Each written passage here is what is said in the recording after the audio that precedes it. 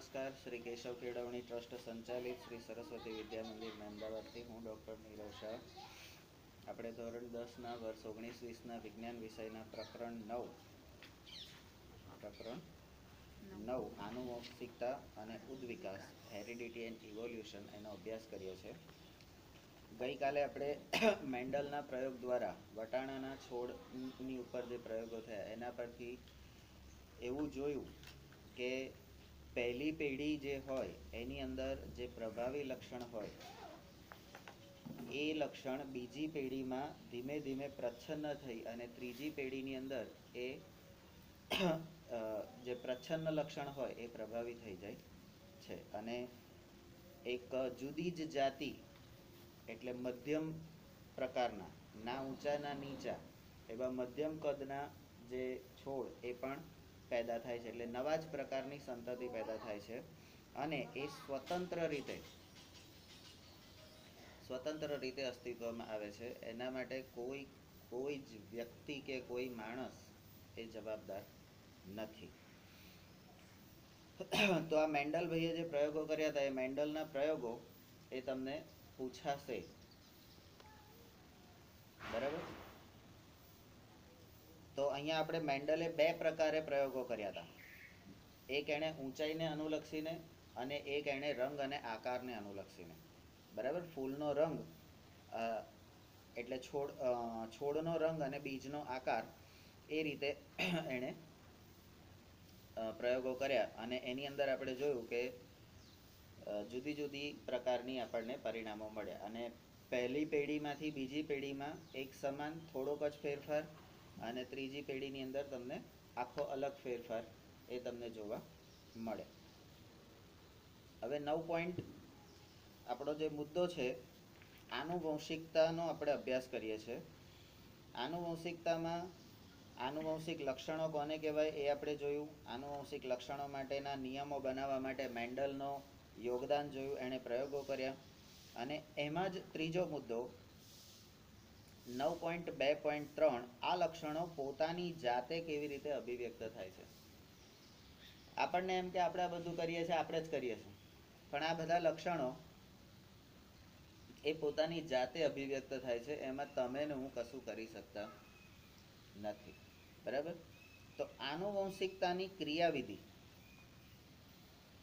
કેવી રીતે થાય છે તો એ ક્રિયાવિધિ હવે આપણે સમજીએ છીએ. કોષીય ડીએનએ એટલે દરેક કોષની અંદર જે ડીએનએ રહેલો છે, કોષીય ડીએનએ એ કોષમાં આવેલ જે પ્રોટીન હોય છે એ પ્રોટીન તત્વના સંશ્લેષણ માટેની, પ્રોટીનનું સંશ્લેષણ કરવું એટલે પ્રોટીનમાંથી ખોરાક બનાવવો અથવા તો શક્તિ મેળવવી, એની માહિતી સ્ત્રોત આપે છે. આ ડીએનએનો તે ભાગ જેમાં કોઈ પ્રોટીન માટે સૂચના હોય છે, આ ડીએનએના એ ભાગમાં કોઈ પ્રોટીન માટેની સૂચના હોય છે અને તે પ્રોટીનનો જનીન કહેવામાં આવે છે. પ્રોટીનનો જનીન. દરેક ડીએનએના દરેક પ્રોટીનના જે તે ભાગ ઉપર એક લક્ષણ માટેનું એને એક પ્રોટીનનો કારક હોય છે અને જનીન ત્યાં આગળ હોય છે, બરાબર? હવે આપણા તો કેટલા લક્ષણો, તમે લક્ષણોનું ગણતરી કરો તો અસંખ્ય લક્ષણો છે. તો એની અંદર દરેક પ્રોટીન જનીન, એને પ્રોટીન જનીન કહેવામાં આવે છે અને તે સૂચના સાંકેતિક ભાષામાં હોય છે. આ જે સૂચના હોય છે ને એ પાછું બધા જ એને સમજી શકે એવી ભાષામાં હોતી નથી, સાંકેતિક ભાષામાં હોય છે, બરાબર? હવે ડીએનએની પ્રોટીન શૃંખલા પર કયા પ્રોટીનમાં કયો સંદેશો છે એ કોને ખબર હોય? જેણે બનાવ્યું હોય એને જ ખબર હોય. પણ આપણે તો માણસ નામનું પ્રાણી, ગમે ત્યાંથી ગમે તે શોધી તો કાઢવાનું જ, અથવા તો જોઈન્ટ કરી દેવાનું, અનુભવોના આધારે એને જોઈન્ટ કરી દેવાનું. શું જોઈન્ટ કરવાનું? તો કે ભાઈ આ જે વસ્તુ છે એ વસ્તુ આનામાંય છે, આનામાંય છે, આનામાંય છે, આનામાંય છે, અને એ બધી વસ્તુ શેના માટે જવાબદાર છે એવું કંઈક આપણને ક્લ્યુ મળે એટલે આપણે અંદેશો અંદાજ લગાવીએ કે ભાઈ આ જે પ્રોટીન છે એ આના માટે જવાબદાર છે, આ જે પ્રોટીન છે એ આના માટે જવાબદાર છે, બરાબર. તો એ જનીન પ્રોટીન જનીન કહેવામાં આવે છે. આ પ્રોટીન એ વિવિધ લક્ષણોની અભિવ્યક્તિને કોણ કરે છે? તમારી અંદર જે લક્ષણ છે એને અભિવ્યક્ત કોણ કરે છે? તો આ પ્રોટીન એ લક્ષણોની અભિવ્યક્તિ કેવી રીતે નિયંત્રિત કરે છે, બરાબર. એને કંટ્રોલ કરવાનું કામ પણ એ કરે છે. હવે જેણે તમારું સર્જન કર્યું હોય, જે લક્ષણ જેમાંથી થયું હોય એ લક્ષણનું નિયંત્રણ એ જ કરી શકે. જે તારી શકે એ જ મારી શકે, બરાબર. બાકી બીજા કોઈની તાકાત છે ને આપણને એમ કે ઓહો મેં કર્યું એમ બધું, પણ આપણે કશું કરવાનું હોતું નથી. હવે આ પ્રોટીન આ લક્ષણોની અભિવ્યક્તિને કેવી રીતે નિયંત્રિત કરે છે એની આપણે અહીંયા ચર્ચા કરવાની છે, એટલે એનો અભ્યાસ કરવાનો છે, બરાબર.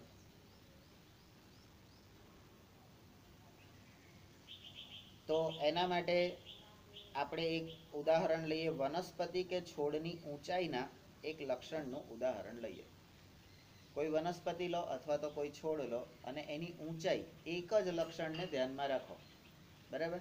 અહીં આપણે ચારે બાજુ જુદા જુદા પ્રકારની વનસ્પતિ છે, બરાબર. અમુક વનસ્પતિ એવી છે કે જે અમુક હાઈટ સુધી વધી અને ત્યાં સીમિત થઈ જાય, એનાથી વધારે ઊંચી નથી થતી. અને અમુક એવી હોય છે કે જે જેટલી થવી હોય એટલી ઊંચી, અમુક કેટલીક ઊંચાઈએ થયા પછી એ ઘટાદાર થઈ જાય છે. અમુક ઊંચાઈએ 25 ફૂટ 30 ફૂટની ઊંચાઈ પછી એ ઊંચી નથી થતી, પછી એ ઘટાદાર થઈ જાય છે. અને અમુક એવી હોય કે 50 ફૂટ 100 ફૂટ સુધી ઊંચી ઊંચી જ થતી જાય, બરાબર. તો ઊંચાઈના લક્ષણને અભિવ્યક્ત કરે. અહીં આગળ આપણે દરેક છોડની નો અભ્યાસ કરીએ, બરાબર, તો તમને ખબર પડશે કે ભાઈ આ ઊંચો છે, આ નીચો છે, આ ઊંચો છે, આ નીચો છે, આ અમુક જ. હવે પેલી બાજુ આપણે કલમ કરેલા બધા છોડ છે, બરાબર. આંબો દાડમ ચીકુ એ બધા કલમ કરેલા છોડ, તો એની ઊંચાઈ બહુ નહીં થવાની, એની ઊંચાઈ બહુ નહીં થવાની, પણ એની ફળદ્રુપતા રહેવાની, બરાબર. તો આ બધી વસ્તુ આપણે અભ્યાસ કરવાનો દરેકે દરેક વસ્તુનો અને પ્રત્યક્ષ એનો અનુભવ કરવાનો, ત્યારે આપણને ખબર પડે, બરાબર. ઘણી વખત આપણે એવું કહીએ છીએ કે અમુક કુટુંબના લોકો હોય તો અમુક કુટુંબના બધા જ લોકો એની 25-30 વર્ષ થાય એટલે બધા જ માથેથી વાળ જતા રહે. તો મિરિન્ડા ફેમિલી, પહેલા મિરિન્ડાની એક જાહેરાત આવતી હતી, એમાં બરાબર ક્લીન ચીટ વાળા 3 એક સરખા બીબા વાળા બેઠા હોય ને એ લોકો મિરિન્ડા પીતા હોય, એટલે મિરિન્ડા ફેમિલી કહેવાય. તો કેમ આ જ ફેમિલીના બધા જ લોકોના વાળ જતા રહે છે, આ લોકોના કેમ નહીં જતા? આના દાદા 80 વર્ષના થયા તો હજી આમ મસ્ત મારા કરતા સરસ વાળ છે, અને અમારા ઘરમાં મારા સિવાય બધાના જતા રહ્યા છે. કેમ આવું થાય છે? તો એ આના કારણે હોય છે, પ્રોટીનના કારણે, બરાબર. ચાલો આ કુટુંબમાં આ એક જ હોશિયાર, બાકીના બધા ડફોળ. કેમ? તો કે વિશિષ્ટ લક્ષણ. જે લક્ષણ બાકીના બધામાં પ્રચ્છન્ન છે એ અહીં આગળ પ્રભાવી થઈ ગયું.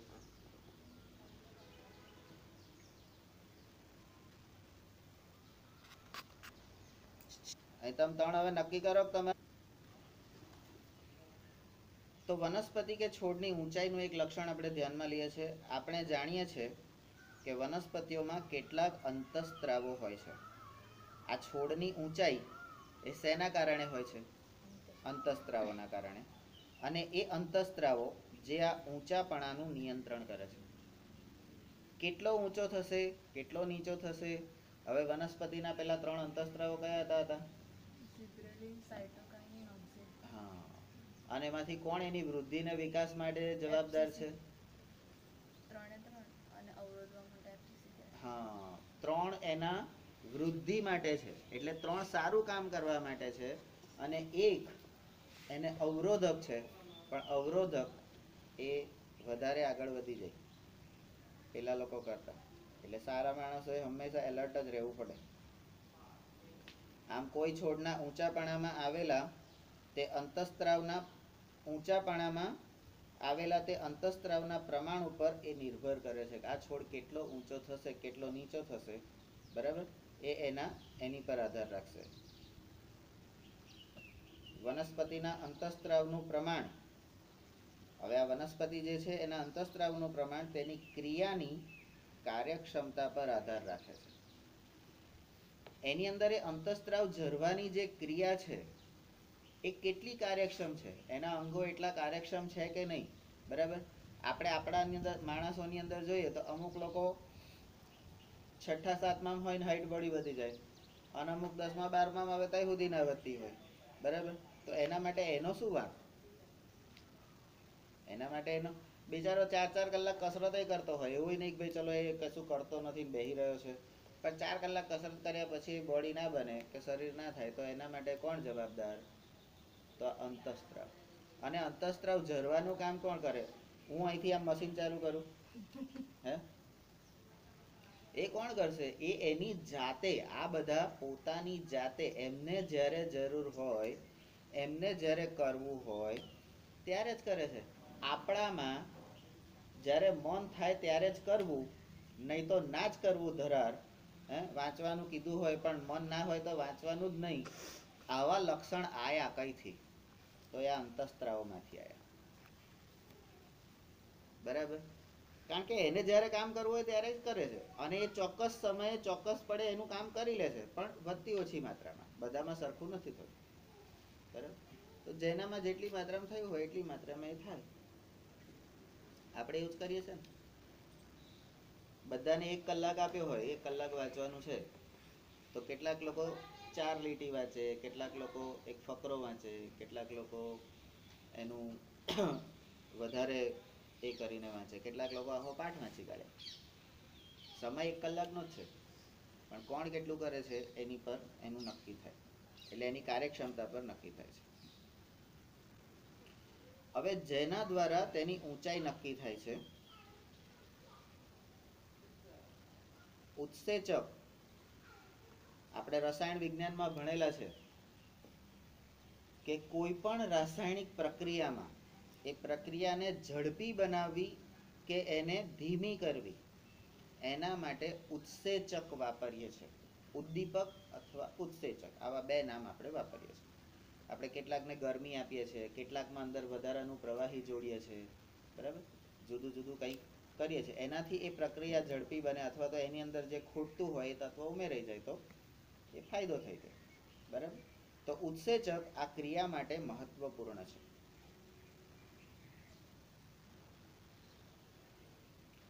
જો આ ઉત્સેચક કાર્યક્ષમ રીતે કાર્ય કરે,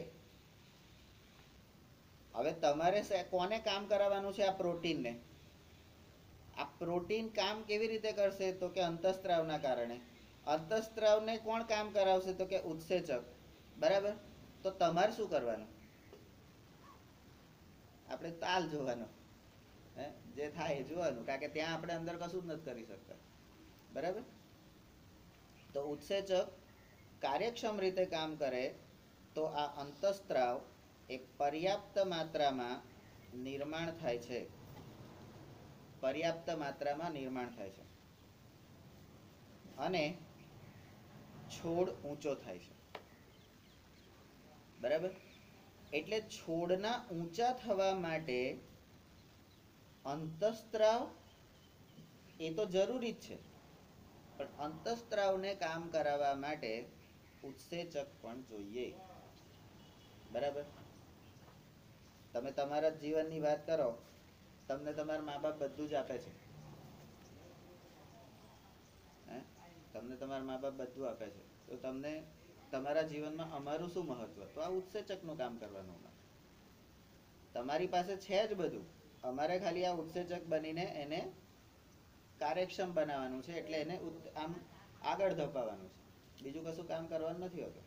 પણ એના માટે કેટલું બધું જરૂરી હોય છે, બરાબર. એક માણસની બેટરી ચાર્જ કરવા માટે, બરાબર, એને એના લક્ષ્ય સુધી પહોંચાડવા માટે ઉત્સેચકે કાર્યક્ષમ રીતે કામ કરવું પડે.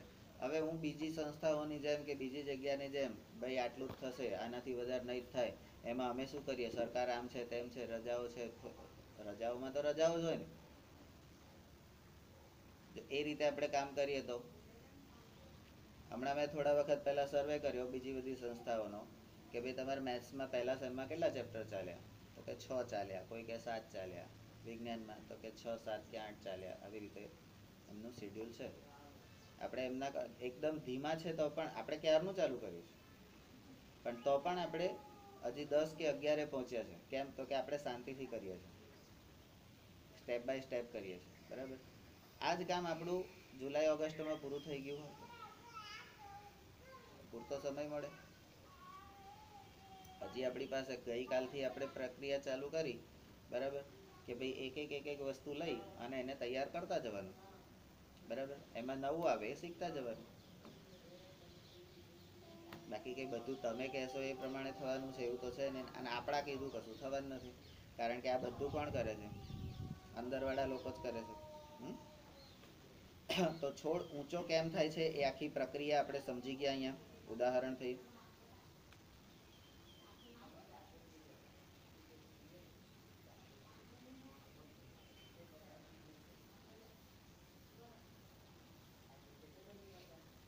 Number 2, MNO. જો આ પ્રોટીનના જનીનમાં કોઈ પરિવર્તન આવે છે, આ પ્રોટીનના જનીનમાં કોઈ પરિવર્તન આવે છે, તો નિર્માણ પામનારા પ્રોટીનની કાર્યક્ષમતા પર એની અસર કરે છે. અહીંયા છોડ ગોળાકાર બીજવાળો થયો કે ખરબચડા બીજવાળો થયો,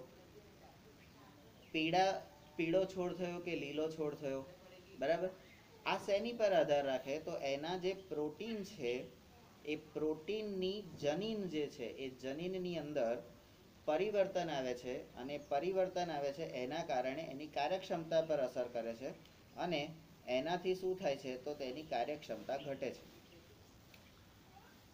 એનાથી એની કાર્યક્ષમતા ઘટે છે. આમ જો નિર્માણ પામનાર અંતઃસ્ત્રાવની માત્રા પણ ઓછી થાય, બરાબર, નિર્માણ પ્રોટીનના જનીન ઉપર અસર કરે એટલે અંતઃસ્ત્રાવ ઉપર અસર કરે, અંતઃસ્ત્રાવ ઉપર અસર કરે એટલે ઉત્સેચક ઉપર અસર કરે, બરાબર. તો નિર્માણ પામનાર અંતઃસ્ત્રાવની માત્રા પણ ઓછી થાય તો છોડ નીચો બને છે, બરાબર, અને આમ જનીનો એ લક્ષણોને નિયંત્રિત કરે છે. એટલે જનીનો લક્ષણોને કેવી રીતે નિયંત્રિત કરે છે કે કેવી રીતે અભિવ્યક્ત કરે છે, બરાબર, એની આખી જે પ્રક્રિયા છે એ પ્રક્રિયા તો પ્રોટીન જનીન, અંતઃસ્ત્રાવ અને ઉત્સેચક. એના માટે જવાબદાર કોણ? પ્રોટીન જનીન, અંતઃસ્ત્રાવ અને ઉત્સેચક. બરાબર. આ લોકો એની પાછળ જવાબદાર છે.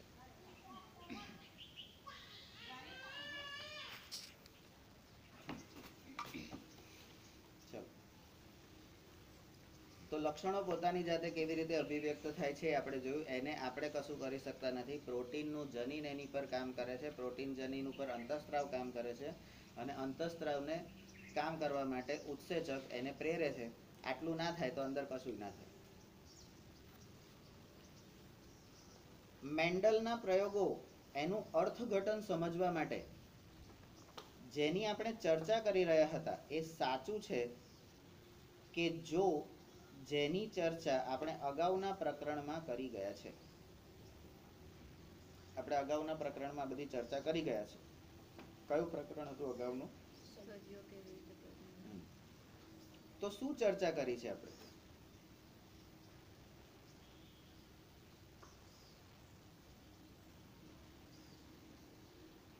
લિંગી પ્રજનન દરમિયાન સંતતિના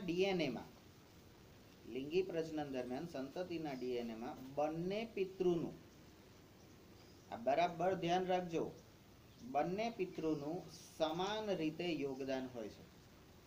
કોઈ એમ કે મારી જવાબદારી નહીં તો એવું ચાલે નહીં. બંનેની જવાબદારી સમાન. જો બંને પિતૃઓ સંતતિના લક્ષણોનું નિર્ધારણ કરવામાં મદદરૂપ થાય છે, બંને પિતૃઓ સંતતિના લક્ષણોનું નિર્ધારણ કરવામાં મદદરૂપ થાય છે, તો બંને પિતૃઓ એક જ જનીનની એક જ જનીનની એક પ્રતિકૃતિ સંતતિને આપે છે. બે જણ ભેગા થઈને એક આપે છે, 50-50. બરાબર. એક જ જનીનની એક જ પ્રતિકૃતિ એના સંતાનને આપે છે. તો એનો અર્થ શું થયો? તો આનો અર્થ એ થાય કે વટાણાના પ્રત્યેક છોડમાં બધા જ જનીનોના 2 સેટ્સ હોય છે. એટલે દરેકમાં 2 સેટ તો હોય જ છે, પણ આપે છે કેટલા? એક. પ્રત્યેક પિતૃ તરફથી એક સેટની આનુવંશિકતા થાય છે. એટલે પિતા તરફથી અને માતા તરફથી એક સેટની તમારામાં આનુવંશિકતા થાય છે. અને આ રીતને સફળ કરવા માટે પ્રત્યેક પ્રજનન કોષમાં, હવે આ પ્રજનન કોષ કયા કયા? હે? પ્રજનન કોષ કયા કયા? શુક્રકોષ અને અંડકોષ, એ પ્રજનન કોષ છે. બરાબર. તો પ્રત્યેક પ્રજનન કોષમાં જનીનનો માત્ર એક જ સેટ હોય છે. જનીનનો એક જ સેટ હોય છે, કારણ કે એક જ કોષ છે ને લા. હે? એક કોષમાં જનીનનો એક જ સેટ હોય ને, થોડી કે બધા બહુ હોય. પણ એ જનીનનો સેટ કેટલાનો? એક કોષની અંદર કેટલા જનીનો હોય? અલ્યા 30,000 જ હોય. એ 30,000 જે જનીનો છે એમાં પ્રત્યેક જનીન ઉપર 1,00,000 DNA ની શૃંખલાઓ હોય. એક DNA ની શૃંખલા પર અસંખ્ય પ્રોટીનના કણો હોય. એટલે આ પ્રોટીન જનીનો હોય જે તમારા લક્ષણ માટે જવાબદાર હોય. એટલે બહુ થોડુંક જ હોય. આપણને થોડુંક મળે છે, થોડામાંથી થોડું મળ્યું. કારણ કે બાપના બધા તો મળવા નહીં, માના બધા મળવા નથી. થોડામાંથી થોડું મળ્યું, એમાં આપણે થોડું થોડું બીજાને આલતા જવાનું. બરાબર. પણ એમાં કેટલીક વાર આપણા પોતાના, એટલે આમાં આપણે કશું કરતા નથી, પણ ઇનબિલ્ટ અંદર જે પહેલેથી મૂકેલા છે એમાંનો કોઈ લક્ષણ એ પ્રભાવી થઈ જાય તો એ બીજી પેઢીમાં તરત આવી જાય. અને જે રેગ્યુલર ચાલતો પ્રભાવી લક્ષણ એ પ્રચ્છન્ન થઈ જાય તો એ બીજી પેઢીમાં ઓછું કરી નાખે. બરાબર. એ વસ્તુ થાય છે. જ્યારે સામાન્ય વનસ્પતિ કોષ અથવા તો દૈહિક કોષમાં, અહીંયા બે વસ્તુ આપી દીધી, વનસ્પતિ કોષ અને દૈહિક કોષ. એટલે દૈહિક એટલે આપણો. એમાં જનીનના સેટની 2 પ્રતિકૃતિઓ, પ્રતિકૃતિ એટલે ઝેરોક્સ, કોપીઝ હોય છે.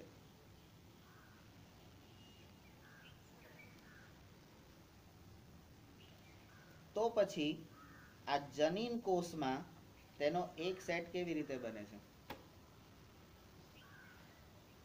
સાલા ચીટિંગ કરો છો ને? હે?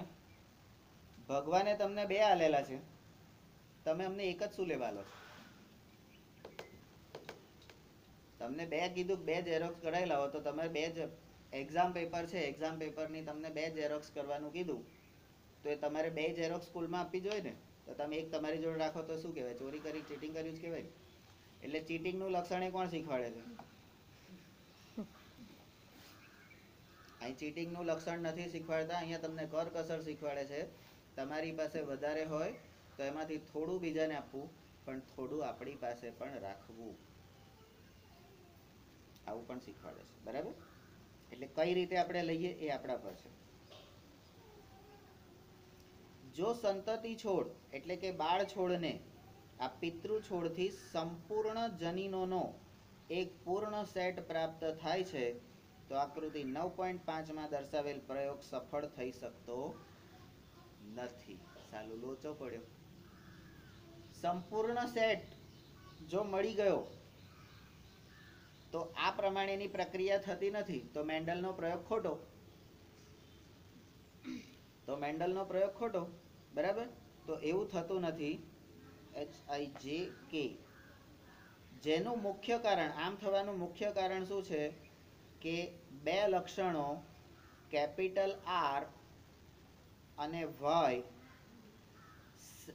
સેટમાં એકબીજાથી, કેપિટલ R અને Y એકબીજાથી અહીંયા કેપિટલ આર અને વાય એટલે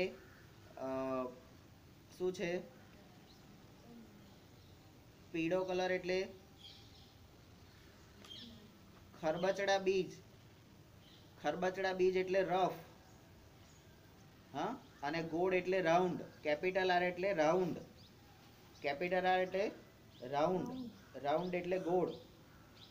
રાઉન્ડ એટલે ગોળ બીજ માટે વપરાયો છે. આ ગોળ બીજ માટે વપરાયો છે. અને સ્મોલ વાય છે એ સ્મોલ વાય એ યલો. યલો એટલે પીળા રંગ. પીળા રંગ માટે વપરાયો છે. બરાબર. તો કેપિટલ આર અને વાય સેટમાં એકબીજાથી સંલગ્ન રહે છે, એકબીજા સાથે જોડાયેલા રહે છે તથા HIJKL સ્વતંત્ર રીતે આનુવંશિકતા દર્શાવી શકતા. બે જોડાય ને એટલે કે છે ને કે XX અને XY એ બે જ્યારે ભેગા થાય ને ત્યારે જ કંઈક આનુવંશિકતા આવે, નહીં તો આવે નહીં. બરાબર.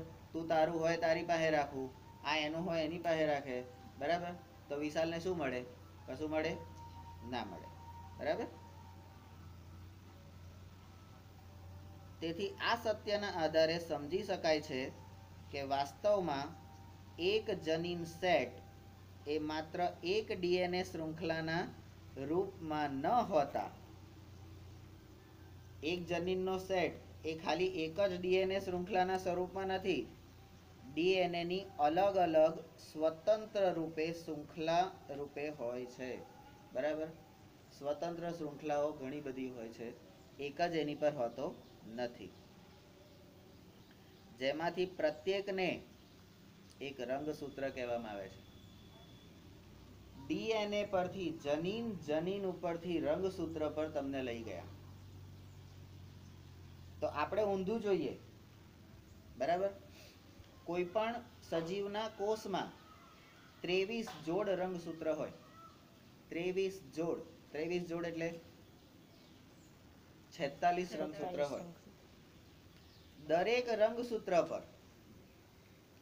રંગસૂત્ર પર જનીન કેટલા હોય? તો દરેક રંગસૂત્ર પર 30,000 જ જનીન હોય. તો 30,000 ગુણ્યા 46. દરેક જનીન ઉપર 1,00,000 DNA હોય. તો 46 ગુણ્યા 30,000 ગુણ્યા 1,00,000. અને દરેક DNA પર અસંખ્ય પ્રોટીન શૃંખલાઓ હોય. આપણે અસંખ્યને ગણતરી માટે 1 કરોડ ગણીએ તો પણ તમે જુઓ કે તમારા શરીરના એક કોષમાં કેટલા લક્ષણ આવ્યા. અને એટલા બધામાંથી આપણે મેચ કેટલા કરીએ છીએ? 32 જ લક્ષણ મેચ કરીએ છીએ. કેમ? તો કે બાકી બધા તો હરખા જ હોય ને. હવે આંતરડા માટેનું લક્ષણ તો એ તો હરખું જ હોય. હોજરી માટેનું હરખું જ હોય. ફેફસા માટેનું હરખું જ હોય. બરાબર. કિડની માટેનું હરખું હોય. પણ એમાં બાય ડિફોલ્ટ પેલા કંઈક લોચો માર્યો હોય તો પ્રોબ્લેમ હોય. બાકી તો બધું સેમ. તો લક્ષણ કેવા ગણવાના? તો કે ભૌતિક અને રાસાયણિક બે થઈને 32. બે થઈને 32 એટલે મિનિમમ નક્કી કર્યા છે. ઓછામાં ઓછું આટલું તો સરખાપણું હોવું જ જોઈએ. બરાબર. તો પ્રત્યેકને એક રંગસૂત્ર કહેવામાં આવે છે, MNO. આમ પ્રત્યેક કોષમાં, દરેક કોષમાં પ્રત્યેક રંગસૂત્રની 2 પ્રતિકૃતિ હોય છે. રંગસૂત્ર પાછા જોડમાં હોય છે, ખબર છે? એટલે તો 23 જોડ કીધા. એટલે એક કોષમાં એક પ્રકારના રંગસૂત્રની 2 ઝેરોક્સ હોય છે, ડુપ્લિકેટ. બરાબર. અને જેમાંથી એક નર તથા બીજી માદા પિતૃ તરફથી પ્રાપ્ત થયેલી હોય છે. બરાબર. એક ઝેરોક્સ અહીંથી મળી, એક ઝેરોક્સ અહીંથી મળી. આપણે તો 2 જોઈતી હતી, મળી ગઈ ને. આપણે 2 જોઈતી હતી, અહીંથી મળે કે અહીંથી મળે, પણ 2 જગ્યાએથી મળે ને તો જ કામની. એક જગ્યાએથી મળે તો કામની નહીં. એક જગ્યા વાળો તો હાલતો જ નથી એમ કે છે. એક તો હાલતો જ નથી. જો એક હાલે ને તો પેલું મેન્ડલનો પ્રયોગ ફેલ. એટલે બે જગ્યાએથી એક એક લેવાની. પ્રત્યેક પિતૃકોષ એટલે કે પિતૃકોષ એટલે અહીંયા બંને પૈતૃક અને માતૃક. પૈતૃક એટલે પિતૃ એટલે પૂર્વજ, પૈતૃક એટલે પિતા તરફથી અને માતૃક એટલે માતા તરફથી. રંગસૂત્રની પ્રત્યેક જોડમાં માત્ર એક રંગસૂત્ર જ એક જનન કોષમાં આવે છે. શુક્રકોષ અને અંડકોષ એની અંદર એક જ રંગસૂત્ર આવે છે. બરાબર. કેટલીક વાર લોચો પડે. આ ટ્વિન્સ એમને એમ નહીં થતા. ટ્વિન્સ એમને એમ નથી થતા. કંઈક એવો પ્રોબ્લેમ થયો હોય ને, એક સાથે બે શુક્રકોષ અને એનું ફલન થયું હોય અંડકોષનું, તો એ બે કોસેટો બનાવી દે. બરાબર. બે ભ્રૂણ બનાવી દે. કારણ કે એને તો અંદર જઈને કોષ વિભાજન જ કરવાનું છે. બરાબર. તો એ કોષ વિભાજનની પ્રક્રિયાથી એ ટ્વિન્સ અને ટ્રિપલ કે મેક્સિમમ અત્યાર સુધી એક સ્ત્રીએ 7 બાળકોને જન્મ આપેલા છે અને એક પુરુષે પણ હમણાં 3 વર્ષ પહેલા એક પુરુષે બાળકને જન્મ આપેલો છે, એવો વિજ્ઞાનમાં દાખલો છે, પ્રૂફ. એટલે કઈ ચિંતા નહીં કરવાની.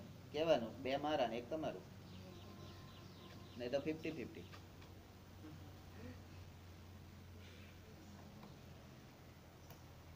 જ્યારે બે જનન કોષના સંલયન કે ફલન થવાથી નિર્માણ પામેલા યુગ્મનજમાં, આ યુગ્મનજ એટલે તમારું અંડકોષ અને શુક્રકોષ જે ભેગા થાય એને આપણે યુગ્મનજ કહીએ છીએ, એની અંદર રંગસૂત્રોની સંખ્યા પુનઃ સામાન્ય થઈ જાય છે. બરાબર. તમારે તમારા શરીરમાં 23 જોડ રંગસૂત્ર જોઈએ. એટલે 46 રંગસૂત્ર જોઈએ. તો તમને 23 આ આપે છે, 23 આ આપે છે. તમારે તો 46 થઈ ગયા ને ભાઈ, હું મગજમારી. પણ એ 46માં આના 23માં કયા કયા આયા એ એને જ ખબર. હવે એને ના ખબર હોય. અને આના 23માં કયા કયા આયા એ એને ના ખબર હોય. એક ઝેરોક્સ અહીંથી લીધી, એક ઝેરોક્સ અહીંથી લીધી. હવે પહેલી લીધી કે બીજી લીધી, ત્રીજી લીધી કે ચોથી લીધી, કોને ખબર? એ બધા લોચા લાપસી એ બધું પેલા ભાઈ કરે. હે, એકમાં પહેલા નંબરનું હાલે ને એકમાં ત્રીજા નંબરનું હાલે, એકમાં 24મા નંબરનું હાલે ને એકમાં 46 નંબરનું પહેલું હાલે. બરાબર. અત્યારે તમારું પેપર છે ને કે 1 થી 15 હોય, આમ ગોળ ગોળ ફરે, પછી 16મો વિદ્યાર્થી આવે એટલે ફરી પાછું 1 થી 15 એમ એ રીતે પેપર તમને આપે. આ એવું જ કરે. તો પણ તમે વિચાર કરો કે કેટલા પ્રકારના એવા ફેરફાર કરતો હશે કે જેથી આટલા બધા માણસોનું સર્જન કરી શકે. તો એ શેના શેના પર ફેરફાર કરી શકે? રંગસૂત્ર પર, એની ઉપર આવેલા જનીનો પર, એની ઉપર આવેલા ડીએનએ પર, ડીએનએ ની ઉપર આવેલા પ્રોટીન શૃંખલા પર. બરાબર. આ તો રંગસૂત્રની વાત થઈ. કોષ કેન્દ્રની અંદર વસ્તુ રહી, પણ કોષની અંદર તો બધી ઘણી બધી વસ્તુ છે. તો એ બધામાં ફેરફાર કરીને અલગ અલગ પ્રજાતિ બનાવી શકે ને. બરાબર. તો એ વસ્તુ છે. તો આપણને તો માતા પિતા બંનેમાંથી તેવી મળી ગયા. બરાબર. પેલું દિવાળીમાં કહે ને, મમ્મી તારા 500 ને પપ્પા તમારા 500. આપણે તો 1000 થઈ ગયા ને, વાર્તા પૂરી. 1000 નું શું કરવાનું? કે હોટલમાં જઈને પાર્ટી કરવાની. એવું ના ખબર પડે પ્રવાસ આવે પાછળ. બરાબર.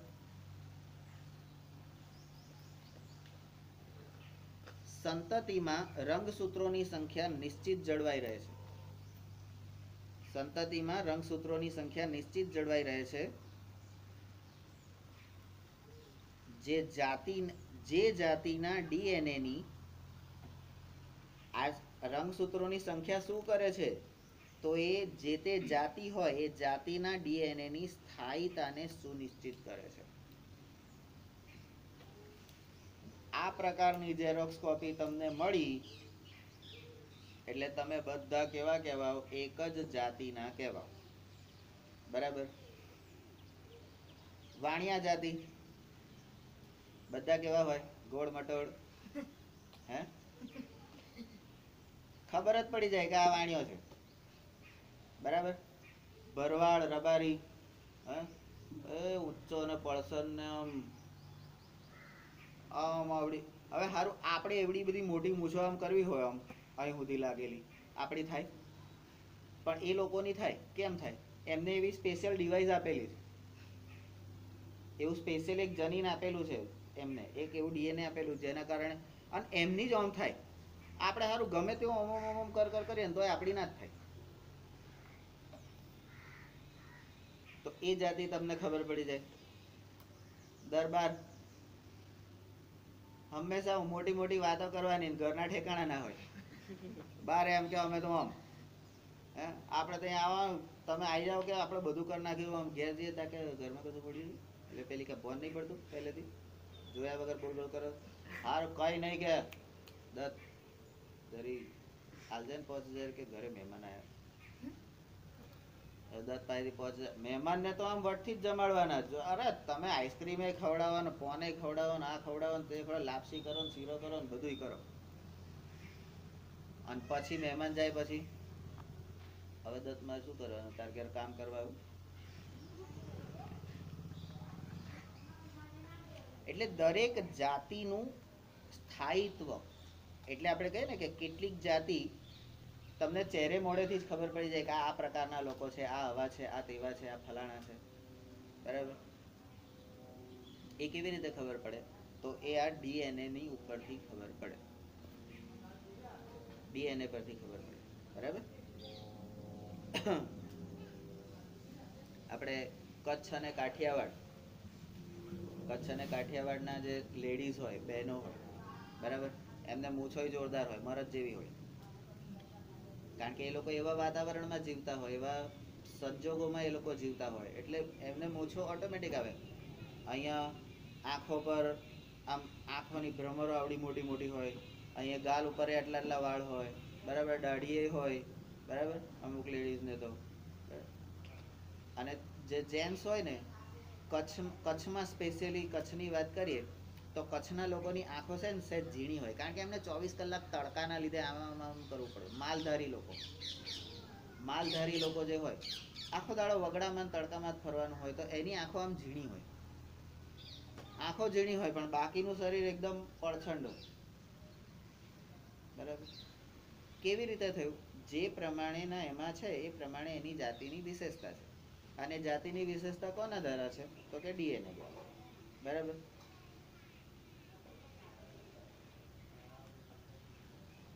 આનુવંશિકતાની આ ક્રિયાવિધિથી, હવે આપણે આખી આનુવંશિકતાની ક્રિયાવિધિ કર્યા, તમારી અંદર કંઈ પણ લક્ષણ આવે છે તો એ લક્ષણ માટે જવાબદાર કોણ એ બધું ખબર પડી ગઈ. તો એની આ ક્રિયાવિધિથી મેન્ડલના પ્રયોગોના પરિણામને હવે આપણે સમજી શકાય છે કે ભાઈ મેન્ડલભાઈમાં પહેલી પેઢીમાં બધા ઊંચા અને એક જ નીચો, બીજી પેઢીમાં એક નીચો એક ઊંચો અને મધ્યમ ઊંચાઈના પણ પાછા વિશેષતાવાળા પણ જન્મ્યા. આ બધું કેવી રીતે આવ્યું? એ આના કારણે. હવે એનો ઉપયોગ એ લિંગી પ્રજનન કરનારા બધા જ સજીવો કરે છે. આ મેન્ડલના પ્રયોગોનું જે પરિણામ છે એ લિંગી પ્રજનન વાળા બધા સજીવો એનો ઉપયોગ કરે છે. એ જ થિયરી પ્રમાણે કામ કરે છે.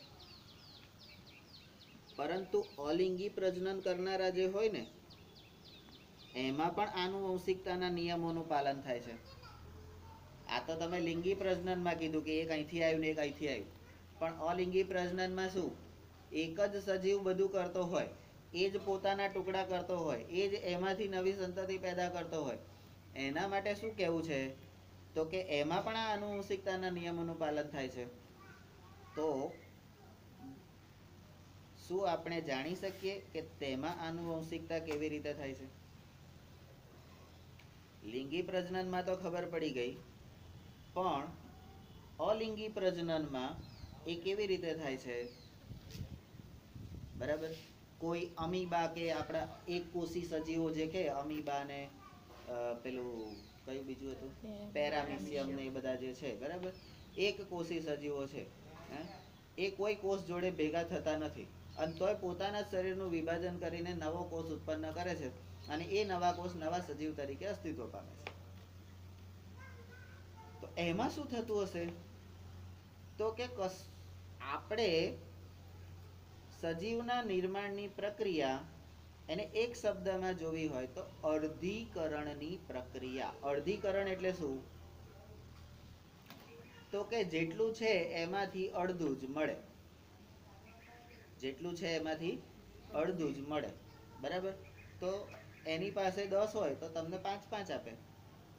એ 5 વાળા પછી એમની પાસે 5 હોય તો અડી આપે. તો ખલાસ ના થઈ જાય છેલ્લે? 0 અથવા માઇનસ ના થઈ જાય? તો શું કરવાનું?